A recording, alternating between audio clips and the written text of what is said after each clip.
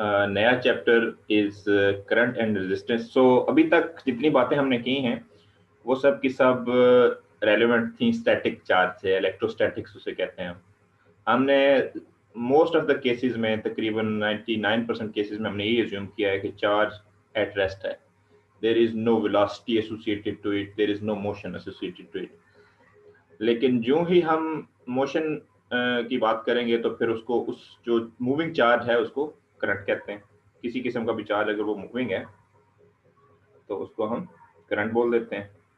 और करंट और चार्ज में काफ़ी कुछ सिमिलर है और काफ़ी कुछ डिफरेंट भी है। तो हम स्टार्ट इधर से ले रहे हैं और हमारा इवन जो मैग्नेटिज्म स्टार्ट होगा बाद में, खास तौर पे इलेक्ट्रोमैग्नेटिज्म की हम बात करेंगे इसमें, तो वो भी सारा इसी से रिलेटेड होगा, मूविंग चार्जेस से ही। लेकिन उसमें हम डायरेक्टली चार्ज को स्टडी नहीं करेंगे, बल्कि हम देखेंगे कि उसके इफेक्ट्स क्या हो रहे हैं, वो कुछ और भी प्रोड्यूस कर रहा है या नहीं कर रहा है। क्योंकि जो स्टैटिक चार्ज है वो सिर्फ इलेक्ट्रिक फील्ड प्रोड्यूस करता है, मूविंग चार्ज इलेक्ट्रिक फील्ड के साथ साथ मैग्नेटिक फील्ड भी प्रोड्यूस करता है। तो वो सारी चीज़ें इंटरकनेक्टेड है।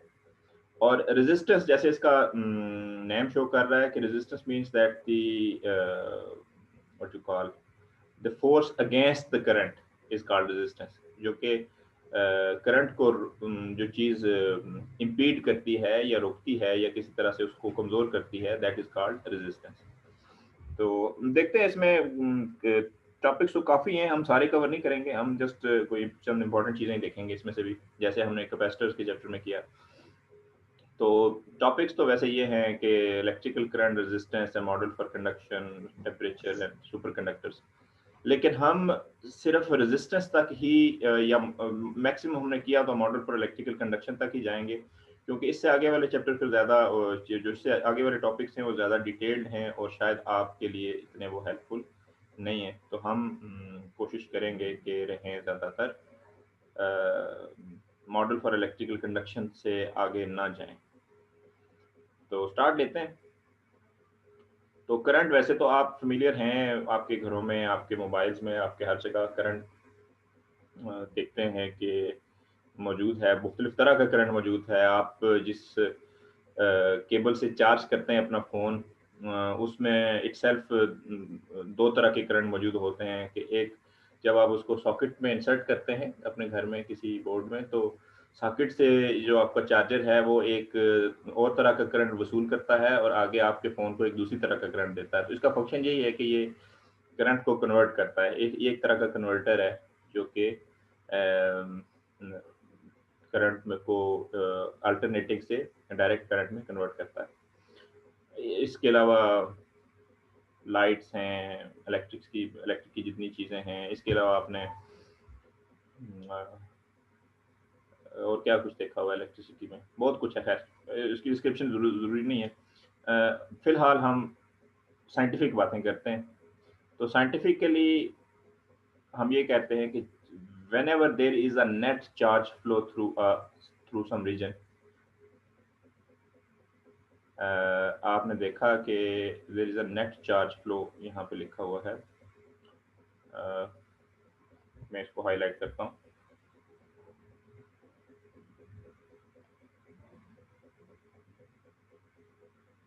जब आप पोटेंशियल डिफरेंस अप्लाई करते हैं ना दो पॉइंट्स के दरमियान, मतलब पोटेंशियल डिफरेंस से मुराद है एक हायर वोल्टेज और एक लोअर वोल्टेज, या एक प्लस वोल्टेज और एक माइनस वोल्टेज आप लगाते हैं तो दो पॉइंट्स के दरमियान।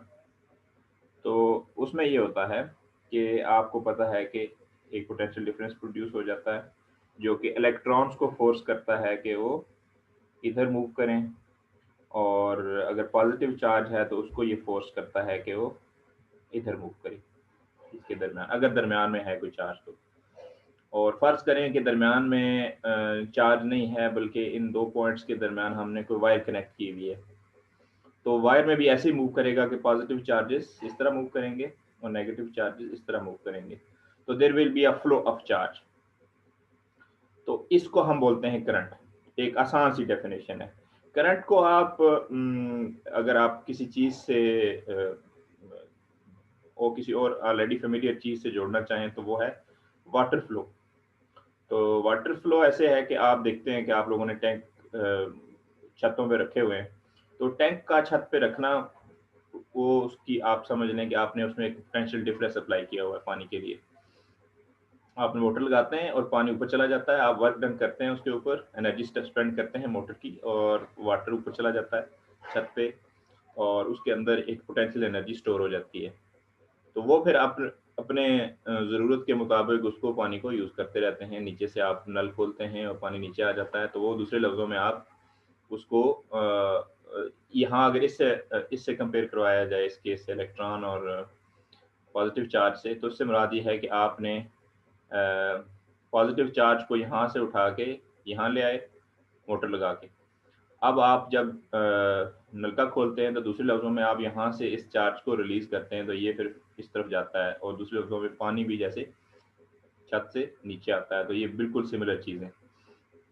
तो यहाँ से जब ये यहाँ जाएगा पॉजिटिव चार्ज, पॉजिटिव प्लेट से दूर जाएगा जूं-जूं, तो वो उसकी एनर्जी पोटेंशियल एनर्जी से ये काइनेटिक एनर्जी में कन्वर्ट हो जाएगी। तो जब ये जो मूवमेंट का जो प्रोसेस है, जब ये काइनेटिक एनर्जी में कन्वर्ट होगी और इसके अंदर, इस चार्ज के अंदर एक्सेलरेशन या वेलोसिटी आएगी, तो हम कहेंगे कि अब ये जो फिनोमेना है ये करंट कहलाएगा, मूविंग चार्जेस। जब तक तो उसके अंदर स्टोर्ड एनर्जी है, तब तक तो हम पोटेंशियल वाला चैप्टर चलते रहेंगे ना, जैसे हमने पिछले चैप्टर में देखा। ये तो उसकी पोटेंशियल एनर्जी है, दैट्स इट। लेकिन अब अगर वो मूव करना शुरू हो रहा है, इस प्लेट से इधर जा रहा है, या दरम्यान में कोई इसको और पाथ मिल गया है, तो then this is called electric current. हमेशा जब भी आप देखेंगे इलेक्ट्रिक करंट फ्लो करता हुआ, तो वो इसी तरह से फ्लो कर रहा होगा। इलेक्ट्रॉन हमेशा नेगेटिव से पॉजिटिव की तरफ जा रहे होंगे, और पॉजिटिव चार्ज हमेशा पॉजिटिव से नेगेटिव की तरफ जा रहा होगा। और हम यूजुअली जब बात करते हैं इलेक्ट्रिक करंट की, तो इन दोनों में से किसी एक को लेते हैं, क्योंकि ये दोनों आपस में इक्वल होते हैं और अपोजिट डायरेक्शंस में मूव करते हैं ये दोनों। तो हम करंट कंसीडर करने के लिए either movement of positive charge consider करते हैं और movement of negative charge consider करते हैं, क्योंकि हम दोनों को कंसीडर करें तो फिर नेट जीरो हो जाएगा ना, तो वो हम नहीं उस तरह नहीं करते होते। तो कन्वेंशन ये है कि हम हमारे जो सारी जो अंडरस्टैंडिंग है वो उससे कंप्लीट हो जाती है कि अगर हम कोई सा एक कंसीडर कर लें। तो यूजुअली फिजिक्स में पॉजिटिव चार्ज की जो मूवमेंट है from positive terminal of battery और positive point toward the negative, this is called your current flow. This is called current flow, और this is called conventional current. मैं लिख देता हूँ साथ, the movement of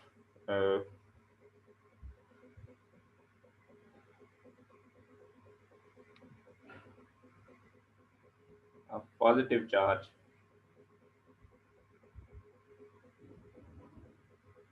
from positive terminal to negative terminal through a medium। Through a medium से मुराद है कि किसी वायर में से गुजर रहा है ना ये चार्ज, या किसी गैस में से चार्ज मूव करेगा, तो खैर हम ज़्यादातर वायर की बात करेंगे। Through a medium is called conventional current. Conventional मुराद हम ये कन्वेंशन यूज करते हैं।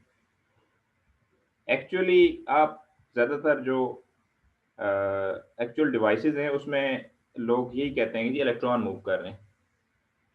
तो जो इलेक्ट्रॉन इस केस में राइट से लेफ्ट जाएंगे, उतने ही पॉजिटिव चार्जेस इधर से इधर जाएंगे, तो नेट इफेक्ट तो सेम है।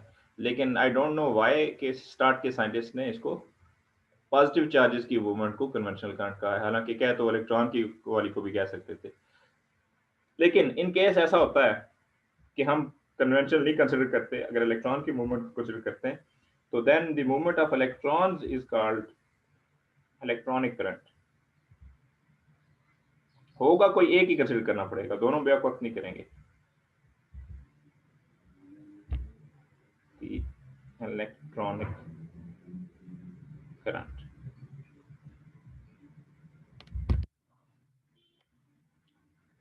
तो इन दोनों में आपको ना बज़ाहिर कोई इनके मैग्नीट्यूड्स में कोई फर्क नहीं होता, डायरेक्शंस का फर्क होता है। Either one of these is correct.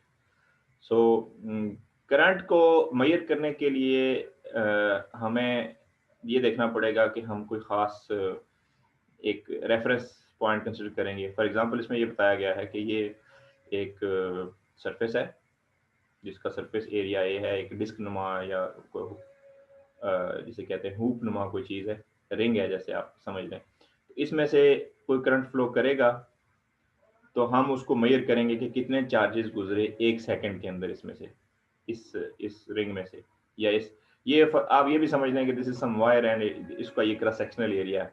Wire आपने देखी हुई है ना, तो उसको आप काटें और सामने से उसको होल्ड करके देखें, तो that is the cross sectional area of the wire. मैं साफ लिख देता हूँ। ये तो एनालॉजी है ना, वायर इतनी बड़ी तो होती नहीं है जैसे दिखाई गई है, लेकिन आपको जूम इन करके दिखाई गई है कि आप इसको अंडरस्टैंड कर सकें कि कहाँ से क्या हो रहा है। Cross sectional area of wire A, और नोट किया जाता है टाइम, और फिर देखा जाता है कि पर सेकंड कितने चार्जेस इसमें से गुजर रहे हैं। तो पर सेकंड चार्जेस जितने गुजर रहे हैं उसका नाम है करंट। तो करंट की डेफिनेशन है, और इसको ज़्यादातर नाम दिया जाता है एवरेज का, क्योंकि यहाँ पे ये टाइम हम बड़ा या छोटा ले सकते हैं। तो टाइम अगर 10 सेकंड्स लें और 10 सेकंड्स में फर्ज करें 10 कूलम चार्ज इसमें से पास हुआ है, तो वो जो करंट होगा उसको हम कहेंगे एवरेज करंट। क्योंकि करंट को आप पर सेकंड भी मेजर कर सकते हैं, कुछ डिवाइसेस हैं हमारे पास जो आपको पर सेकंड, हर सेकंड कितना गुजर रहा है वो भी बता सकती हैं। तो वो हो सकता है एक सेकंड में 8 कूलम गुजरे, दूसरे सेकंड में 12 कूलम गुजरे, और so on and so fourth, वो फ्लक्चुएट कर सकता है। तो जब आप एवरेज निकालेंगे तो आप बहुत सारे सेकंड्स के, मतलब 10 सेकंड्स के लिए निकाला है, और फर्ज करें आपके पास आ रहा है 10 सेकंड्स के लिए 95 कूलम्स, और आप उसको फिर जब 10 सेकंड से डिवाइड करेंगे तो ये जो वैल्यू आएगी 9.5 कूलम्स पर सेकंड, ये एवरेज वैल्यू होगी। और पर सेकंड वैल्यू वेरी करेगी, तो उसको हम इंस्टेंटेनियस करंट बोलते होते हैं, आई इंस्टेंटेनियस, जो कि हर सेकंड का आपको बताए। तो दैट कैन बी 12 कूलम पर second, sometimes it can be 9 Coulomb's पर सेकंड, तो वो वेरी कर सकती है, लेकिन जब एवरेज निकालेंगे तो वो एक फिक्स नंबर आएगा। और इसीलिए हम इसको डेल्टा क्यू और डेल्टा टी को एवरेज कंसिडर कर रहे हैं, क्योंकि डेल्टा टी इसमें सफिशिएंटली लार्ज है। इसके अलावा इसकी यूनिट आपने देखा कि कूलम्स पर सेकंड है। कूलम्स पर सेकंड का एक नाम है, कूलम्स पर सेकंड को एम्पियर बोला जाता है फिजिक्स या साइंस की जुबान में। तो कूलम पर second is known as ampere. Ampere एक साइंटिस्ट का नाम था, तो उसी के नाम पे ये इसकी यूनिट रखी गई है, एम्पियर। तो 1 कूलम पर सेकंड, अगर एक किसी सरफेस में से 1 कूलम पर सेकंड गुजर रहा हो चार्ज, तो उसे कहते हैं कि उसकी रेटिंग है 1 एम्पियर उस सर्किट की। और इस बारे में कोई कंफ्यूजन, कोई चीज़ जो आपको समझ ना आई हो मेरी बातों से, तो पूछ सकते हैं आप। सर अगर कोई हमारे पास बल्ब हो, मतलब वो जी किसी जी वायर के साथ कनेक्टेड है, इलेक्ट्रिक वायर के साथ, जी तो जी। जब तक हम उसको ऑन नहीं करेंगे तो क्या फिर हम उसको कहेंगे कि इसके अंदर करंट नहीं है, या फिर क्या उसे कहेंगे? हाँ बिल्कुल ऐसे ही, बिल्कुल ऐसे ही। जब तक आप स्विच ऑन नहीं करते तो आपका करंट उसमें से फ्लो नहीं करेगा, कोई करंट उसमें से फ्लो नहीं कर रहा होगा। उस वक्त बेशक आप वायर को पकड़ सकते हैं, आल्दो कि पकड़ना नहीं चाहिए क्योंकि शॉर्ट सर्किट भी हो सकता है कहीं। लेकिन यूजुअली जब स्विच ऑफ है तो that means there is no current flowing at that time. Okay. Okay और सर। दूसरी बात ये है कि करंट फ्लो करने के लिए जो बेसिक प्रिंसिपल है वो ये है कि आपका सर्किट क्लोज सर्किट होना चाहिए। मुराद क्या है इससे, कि आपने एक सर्किट लगाया है, यहाँ पे उसमें एक बैटरी लगी हुई है, फॉर एग्जांपल इस तरह करके एक बैटरी लगी है, और ये आगे सर्किट है आगे। इसमें यहाँ पे फर्ज करें यहाँ पे हमने स्विच लगाया हुआ है। स्विच को कुछ ऐसे शो करते होते हैं इस तरह से, और आगे फिर यहाँ पे आप समझ लें कि ये जो है ये बल्ब लगा हुआ है। दिस इज द बल्ब, और कोई भी और चीज़ जो कि बिजली से चलती हो यहाँ पे है। मैं इसको ये रेजिस्टेंस बना के शो कर रहा हूँ, फिर मैं बताऊंगा इसका क्या मतलब है। ये बैटरी है, ये स्विच है। तो जब तक आप बटन ऑन नहीं है तो ये स्विच इस हालत में है। इस हालत से मुराद ये है कि अब इनके दरमियान कोई कनेक्शन नहीं है, इन दो तारों के दरमियान। इन दो तारों के दरमियान कनेक्शन ना होने से मुराद ये है कि अब ज़ाहिर है हवा में से तो नहीं गुजर सकते ना इलेक्ट्रॉन। इलेक्ट्रॉन को गुजरने के लिए पाथ चाहिए, कंडक्टर चाहिए, तो ये कंडक्टर यहाँ से मिसिंग है। ये बाकी सारी चीज़ें कंडक्टर हैं, लेकिन यहाँ पे पाथ डिस्कनेक्टेड है। इसे हम कहते होते हैं ओपन पाथ। फिजिक्स में से हम कहते हैं this is a open path, open circuit, या आप इसको कुछ और भी नाम दे सकते हैं। जस्ट ओपन कह देते होते हैं इसको ना, there is a open in the circuit, या open, there is a open circuit, something like that. तो अब वैसे जब टेंडेंसी ये है कि जो करंट है उसको इस तरह फ्लो करना चाहिए, नॉर्मली कन्वेंशनल करंट को पॉजिटिव से नेगेटिव ऐसे जाना चाहिए, लेकिन वो तब तक नहीं जा सकता जब तक उसको पाथ ना मिले। तो जब तक ये स्विच इस कंडीशन में है तब तक जो जो भी इलेक्ट्रॉन्स हैं या पॉजिटिव चार्ज है वो इसकी इस बैटरी के अंदर ही रहेगा। This is battery, DC battery से हम कहते हैं, डायरेक्ट करंट वाली बैटरी।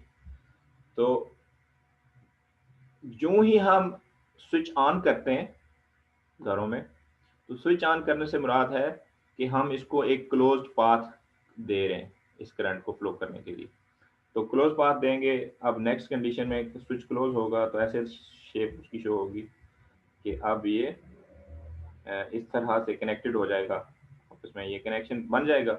तो कनेक्शन जब बन गया तो फिर इलेक्ट्रॉन्स को अब मौका मिलेगा इसमें से फ्लो करने का। तो फिर अब जो कन्वेंशनल करंट जो है, पॉजिटिव चार्जेस को मौका मिलेगा कि वो यूं ट्रेवल करें और इधर आ जाएं, इधर से घूम के। और ये वो सिचुएशन है जब आपका लाइट बल्ब जलेगा। ठीक है, करंट फ्लो करेगा तो लाइट बल्ब ऑन होगा और फिर इलेक्ट्रॉन इस तरह से मूव करेंगे। अंडरस्टूड? जब तक आप दरम्यान में से कोई भी इसको ब्रेक दे देना, अगर कोई भी आप इसको काट दें वायर को या स्विच ऑफ कर दें, तो इससे मुराद है कि आप उसका रास्ता ही खत्म कर रहे हैं। There is no way to flow back. जैसे आप देखें कि आपके घरों में जो लगे हुए हैं पानी के कनेक्शन हैं, तो उनमें वाल्व लगे हुए हैं जगह जगह। तो valve they just act like switches. जब आप वाल्व क्लोज कर देते हैं तो पानी नहीं आता ना नीचे। इसी तरह स्विचेस का काम भी वाल्व्स की तरह का है कि वो they act as valves, so they cannot they do not let your charges to flow. अच्छा, इंस्टेंटेनियस की डेफिनेशन तो खैर मैंने बता दी सर है। जी जी, बोलिए। सर, जब किसी कंडक्टर में आपने बताया कि करंट फ्लो करता है, फॉर एग्जांपल अगर कोई पीस ऑफ वायर है, जी जी, तो एक कन्वेंशनल करंट होगा पॉजिटिव टू नेगेटिव, एक हाँ जी, इलेक्ट्रॉनिक करंट होगा बिल्कुल नेगेटिव टू बिल्कुल बिल्कुल पॉजिटिव। तो इन दोनों की जब ऑपोजिट डायरेक्शंस होंगी तो वो एक दूसरे को अपोज करते हुए जाएंगे। तो नहीं, इसी असल चीज को नहीं, अपोज नहीं करेंगे, नहीं नहीं, ये मसला नहीं है। असल में फिजिक्स वालों ने रुकावट सिर्फ ये काम किया है, सिर्फ ये काम ऐसा किया है जो कंफ्यूजिंग है लोगों के लिए। एक्चुअली ये होता क्या है कि किसी भी कंडक्टर में जो मूवमेंट है वो होती है सिर्फ इलेक्ट्रॉन की। There is no positive charge कि वो मूव करे किसी कंडक्टर में। अच्छा, अब बड़ी फनी सिचुएशन है, लोगों को यही बताया जाता है कि नहीं जी पॉजिटिव चार्ज फ्लो कर रहा है और पॉजिटिव और नेगेटिव अपोजिट डायरेक्शन में फ्लो कर रहे हैं। तो उससे ये तासुर निकलता है कि यार ये तो बड़ा मसला हो गया, फिर इससे मुराद ये है कि फिर वो दोनों आप अपोज करेंगे, जैसे आपने भी क्वेश्चन किया मुझसे, यार ये तो अपोज करेंगे फिर। लेकिन एक्चुअली थोड़ी सी कहानी ज़्यादा थोड़ी सी डिफरेंट है, मैं आपको समझाता हूँ बता के बना के। होता यूँ है कि फर्ज करो ये इलेक्ट्रॉन्स हैं किसी मेटल के अंदर ना, कंडक्टर के अंदर। मेटल के अंदर बहुत सारे फ्री इलेक्ट्रॉन्स होते हैं इस तरह मौजूद। पॉजिटिव चार्ज तो न्यूक्लियस होता है ना, जो कि आप उसको आप देख लो कि वो तो मूव नहीं कर सकता, वो स्टैटिक होता है। मूव सिर्फ इलेक्ट्रॉन्स कर सकते हैं। तो मैंने यहाँ पे बना दिए बहुत सारे इलेक्ट्रॉन्स हैं जो कि इस तरह पड़े हुए हैं। अब जब हमने वोल्टेज डिफरेंस अप्लाई किया, मतलब हमने बैटरी इसके गिर्द लगाई है यूं करके, मैं इसको किसी और तरह से लगा, ये हमने लगा दी है बैटरी इस तरह करके, पॉजिटिव नेगेटिव। अब होगा क्या कि जो मैं पॉजिटिव के टर्मिनल दोबारा बनाता हूँ, ये पॉजिटिव टर्मिनल, ये नेगेटिव टर्मिनल बैटरी का। तो होगा क्या कि ये जो ही हम बैटरी लगाएंगे ना इसके साथ, कंडक्टर के साथ दोनों साइड से, तो इसका जो पॉजिटिव पोर्शन है, इलेक्ट्रॉन सारे के सारे उधर पुश हो जाएंगे, यानी कि आप समझो कि उस तरफ मूव करना शुरू हो जाएंगे। ये फील करेगा ना पोटेंशियल डिफरेंस को, ये पीस ऑफ वायर जो है, तो ये इलेक्ट्रॉन सारे इधर पुश हो जाएंगे। तो अब क्या होगा, जब ये इलेक्ट्रॉन सारे इधर पुश होंगे, इधर मूव करने की कोशिश करेंगे, तो इस सर्किट में से पॉजिटिव बैटरी के टर्मिनल की तरफ आने की कोशिश करेंगे, तो यहाँ पे जो इलेक्ट्रॉन आपका पहले मौजूद था इस जगह पे, फॉर एग्जांपल कोई एक लोकेशन आप ले लें, तो यहाँ पे इलेक्ट्रॉन तो था, लेकिन उस इलेक्ट्रॉन के साथ साथ एक न्यूक्लियस भी था, जो कि न्यूक्लियस के ऊपर आपको पता है पॉजिटिव चार्ज होता है। एटम के ऊपर ओवरऑल कोई चार्ज नहीं होता, न्यूक्लियस के ऊपर पॉजिटिव चार्ज और बाहर इलेक्ट्रॉन्स उसके बराबर इलेक्ट्रॉन्स घूम रहे होते हैं जिनका नेगेटिव चार्ज होता है। तो मिला के एटम का चार्ज जीरो होता है। तो यहाँ तक तो ये जीरो ही था सब, हर जगह का चार्ज, लेकिन यूं ही इलेक्ट्रॉन यहाँ से मूव कर गया इधर बैटरी लगाने की वजह से, तो यहाँ पे क्या बच गया पीछे, यहाँ पे पॉजिटिव चार्ज या न्यूक्लियस बच गया ना। तो अब क्या होगा, आप जरा इमेजिन करें, मैं आपको थोड़ी सी और डिटेल में समझाता हूँ कि यहाँ से इलेक्ट्रॉन मूव कर गया इधर, मैं अभी पहले एक इस वाले इलेक्ट्रॉन को कंसिडर कर रहा हूँ, जस्ट इस वाले को। तो यहाँ पे क्या रह गया, यहाँ पे वक्ती तौर पे बच गया पॉजिटिव चार्ज इधर, ये हो गया पॉजिटिव, उसी उतना ही जितना इलेक्ट्रॉन मूव किया ना उतना बराबर ये पॉजिटिव हो गया। अब यहाँ पे जो इलेक्ट्रॉन है ना मौजूद इस जगह पे इधर, जो उसके पीछे है जगह, ये भी इधर मूव कर रहा है, इसको भी नजर आ रहा है कि यहाँ पे एक पॉजिटिव चार्ज आ गया इसकी मूव करने की वजह से। तो ये इलेक्ट्रॉन जंप करके उस पॉजिटिव चार्ज को फिल कर देगा नेक्स्ट स्टेप में। तो आपने देखा कि पॉजिटिव चार्ज पहले यहाँ पर नजर आया हमें, फिर जब ये इलेक्ट्रॉन इस जगह से इधर आ गया तो पॉजिटिव चार्ज अब थोड़ा सा मूव करके इधर चला गया, अब वो इसकी लोकेशन पे आ गया। ठीक, अब फिर इस इलेक्ट्रॉन ने देखा कि इधर पॉजिटिव चार्ज है, ये जो उसकी वजह से इंड्यूस हुआ था, तो ये इसकी जगह फिलअप करने के लिए इधर आ गया। तो पॉजिटिव चार्ज अब इस तीसरे जो सबसे पिछले मैंने बनाया हुआ है इलेक्ट्रॉन की जगह उस पर चला जाएगा, मतलब यहाँ वाला जो न्यूक्लियस होगा वो सिर्फ बच जाएगा। तो आपने देखा कि इलेक्ट्रॉन इधर मूव कर रहे हैं, तो उनकी वजह से एक पॉजिटिव चार्ज रफ्ता रफ्ता पीछे की तरफ भी मूव कर रहा है इस तरह। तो अब ये तो नहीं है कि ये पोज कर रहे हैं एक दूसरे को, या ऐसा है? नो सर, नहीं कर रहे ना। तो ये एक दूसरे का इफेक्ट है, मतलब पॉजिटिव चार्ज अगर नेगेटिव चार्ज अगर एक तरफ मूव कर रहा है तो उसी का एक साइड इफेक्ट है या आफ्टर इफेक्ट है कि पॉजिटिव चार्ज अपोजिट डायरेक्शन में मूव कर रहा है। तो चाहे हम अब इलेक्ट्रॉन की मोशन को लें इस साइड पे या पॉजिटिव चार्ज की मोशन को लें इस साइड पे, क्योंकि ये दोनों मूवमेंट की तरह से शो हो रहे हैं ना, हमें तो ऐसे ही शो हो रहा है जैसे ये दोनों मूव कर रहे हो।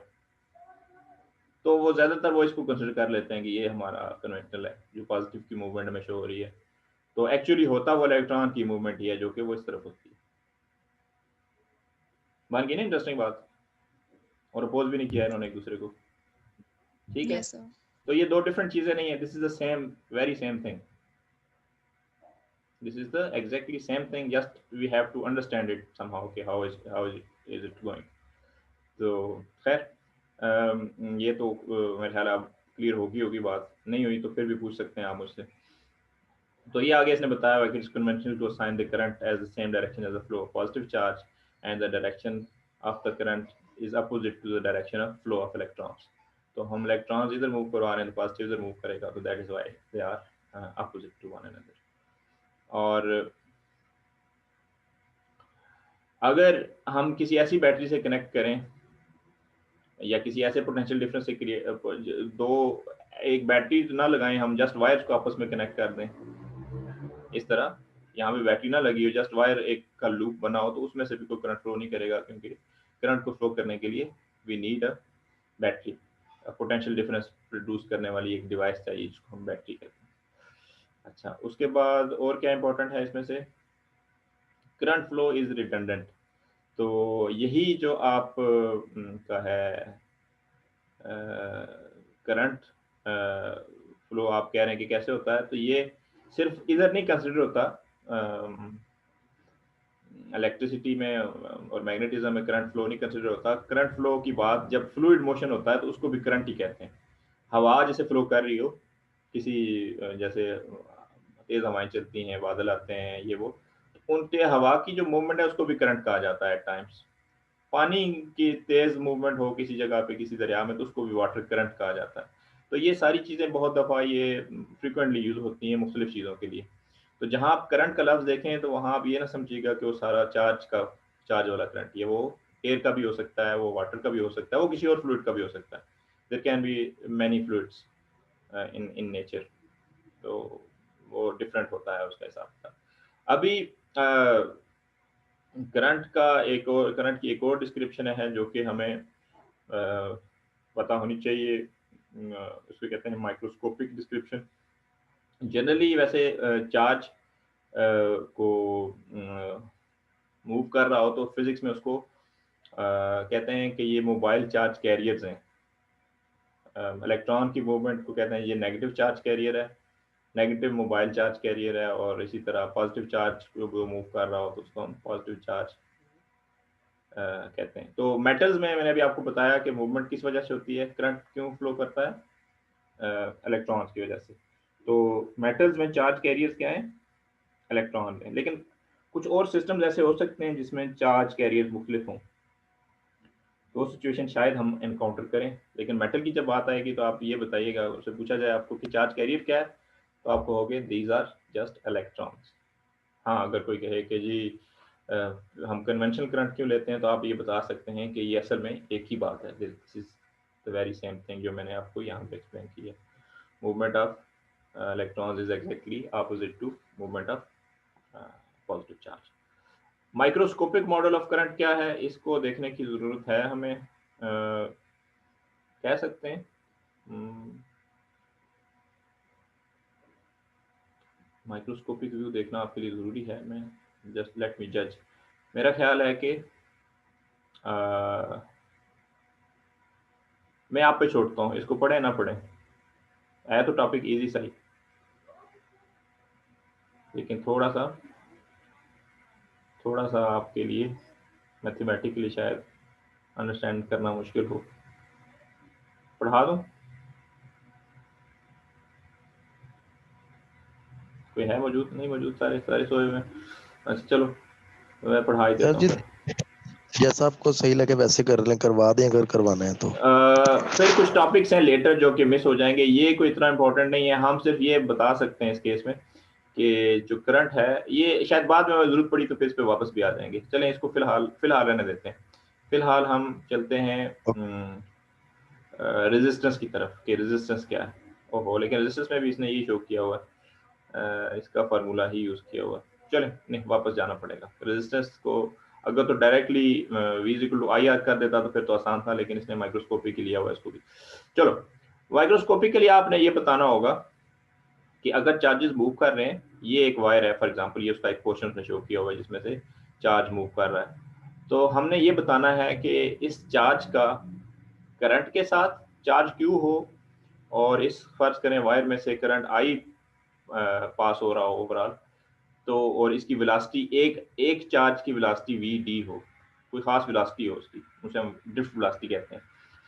तो उसका आपस इन तीनों का आपस में क्या ताल्लुक है, तो उसके लिए आपको ये डायग्राम पता होनी चाहिए कि वायर है, चार्ज मूव कर रहा है विद वेलोसिटी वी डी। मैं लिखता हूँ साथ,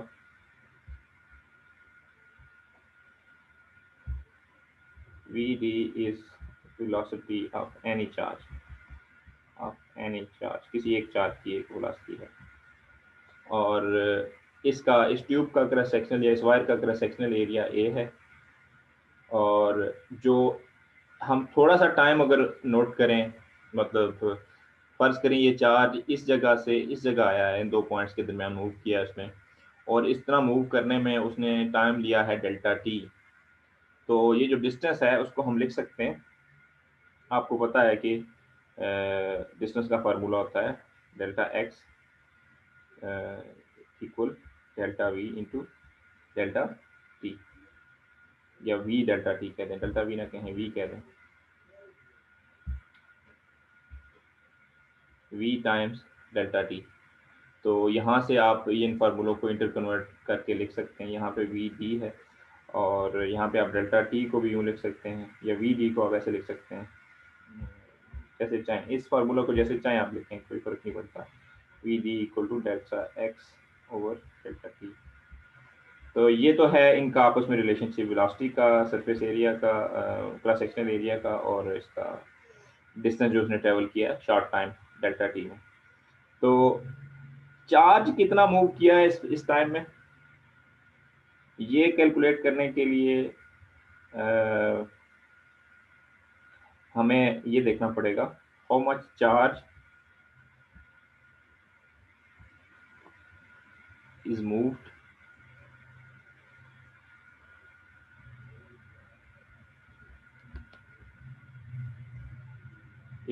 from one point। हम पॉइंट्स को भी स्पेसिफाई कर लेते हैं कि आपका ये पॉइंट था, फर्ज करें ये वाला पॉइंट था, इधर से जहाँ से स्टार्ट किया इसने, इसको आप कह दें, क्या कहें, सी कह दें, और ये पॉइंट था, ये डी था, इधर पहुंचा। तो सी और डी के दरमियान how much charge is moved from C to D in some short time delta T. तो वो कैलकुलेट करने के लिए आपको ये पता होना चाहिए कि फर्स्ट ऑफ ऑल के चार्ज कैरियर्स कितने यहाँ उस वक्त, इस वक्त चार्ज कैरियर कितने थे, और दूसरा आपको पता होना चाहिए कि हर चार्ज कैरियर के ऊपर चार्ज कितना था। तो आप लिखोगे डेल्टा क्यू, चार्ज मूव कितना है डेल्टा क्यू। थोड़ी सी ये मैथमेटिकली एब्सर्ड सी चीज़ें हैं, लेकिन आप थोड़ा सा और करेंगे तो समझ आ जाएंगी। Delta Q is number of charges present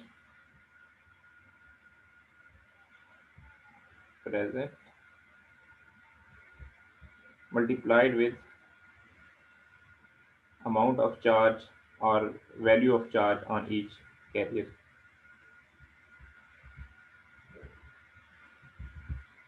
इसको मैं थोड़ा सा शिफ्ट करता हूँ ताकि आपको नजर आए। Value of charge on any carrier या ऑफ एनी कैरियर। तो फर्ज करो आपके पास नंबर ऑफ चार्जेस 10 हों और हर एक के ऊपर 1 कूलम चार्ज हो, तो हम बता सकते हैं ना कि 10 कैरियर हों और फर्स्ट 2 कूलम चार्ज है हर एक कैरियर के ऊपर, तो हम कहेंगे कि डेल्टा क्यू है वो 20 कूलम्स है जो कि मूव किया है। लेकिन ये तो है हम अगर नंबर्स डालें, तो अगर हम इसको मैथमेटिकली लिखना चाहें तो फिर हमें नंबर ऑफ चार्जेस प्रेजेंट निकालने होंगे, और चार्जेस प्रेजेंट जब निकालने होंगे तो फिर हमें उस डायग्राम का सहारा लेना पड़ेगा कि चार्जेस निकालने के लिए हमें ये देखना पड़ेगा